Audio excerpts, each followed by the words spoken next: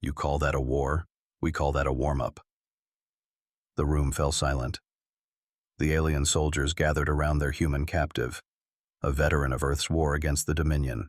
His voice was calm, almost mocking, as if their tales of battle amused him. Around him stood hulking figures of the Yukra race, warriors known for their ruthlessness. Thick, dark scales covered their bodies, and their sharp fangs gleamed in the dim light of the holding cell. Despite their fearsome appearances, they were captivated by the man sitting before them in chains. "I fought in the siege of Delta Prime," boasted one of the younger Yukra, trying to reclaim the moment. "We broke through 3 human battalions in less than a cycle." "The siege?" the human interrupted, his eyes gleaming with a mix of pity and amusement. "Kid, you didn't break through. We let you in. Ever wonder why your entire assault force never came back?" The Yukra soldier shifted uncomfortably. "Our commanders told us." "Your commanders lied." The human cut him off again. His chains clinked softly as he leaned forward, lowering his voice. "They didn't want you to know how many of your own died. See, we let you think you were winning, right up until you hit the kill zone. Then the orbital platforms lit up, and boom." He mimicked an explosion with his hands, watching the wide-eyed faces of the alien soldiers. "We watched from above as you scrambled like ants when the sky rained fire. The few of you that survived, we hunted down in the ruins." The Yukra soldiers exchanged uneasy glances. The human's tone was casual, as though he were describing the weather, not a massacre. "And what about the Battle of Kora Ridge?" rumbled one of the older Yukra, crossing his arms and trying to reassert control over the conversation.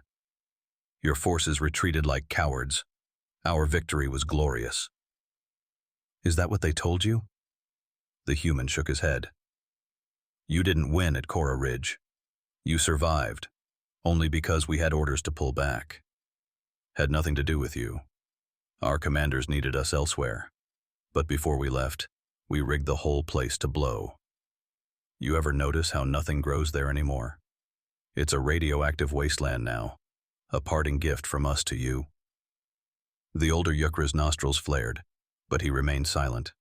The human continued, unbothered by their discomfort. "You think you fought humans? You haven't seen what we can do when we're cornered, when we've got nothing left to lose. That's when the real war starts." One of the younger aliens, his red scales marked with fresh battle scars, couldn't hold back anymore. "You're just trying to scare us. We're Yukra, the fiercest in the galaxy." "You ever hear of the Zerna incident?" the human asked, ignoring the outburst. His voice softened, almost reflective. "Of course you haven't. It's not the kind of thing your commanders would want you to know." He shifted in his chains, as though getting comfortable. For a moment, the alien guards thought he might share some trivial piece of history, but instead, the human's eyes hardened, his voice dropping to a dangerous whisper. "We were outnumbered 5-1. Yukra cruisers had us cornered near the asteroid belt. No way out. So we did something your kind wouldn't even consider. We overcharged our reactors, turned our entire fleet into one massive bomb.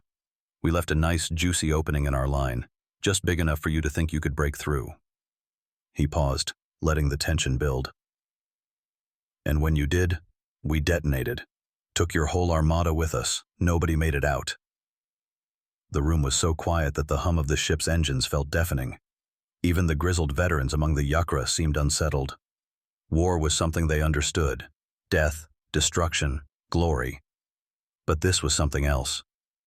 The human stories were filled with a cold, calculated madness that the Yukra found disturbing. It wasn't human strength or brutality that scared them. It was their willingness to do anything to win. "You think you're better because you've got bigger ships or more advanced tech?" the human continued, his voice low and steady. "But war isn't about weapons. It's about the will to use them. And humans? We've got plenty of that." One of the soldiers in the back muttered something under his breath, his eyes darting nervously. The human noticed. "You scared?" he asked, locking eyes with the nervous Yukra. "You should be. The war isn't over. Not for us. You think just because I'm in chains you've won? This is nothing. There are more of us, a lot more. And we're coming." The Yukra leader, a hulking brute named Korgan, stepped forward, glaring at the human. "Your kind is scattered weak. We crushed your forces at Verdun, routed you at Trin's Fall. You talk big, human, but your species is broken." The human smiled, a cold, predatory grin. "That's what you think. But you've never fought us when we're broken. You're about to find out what a cornered human can do."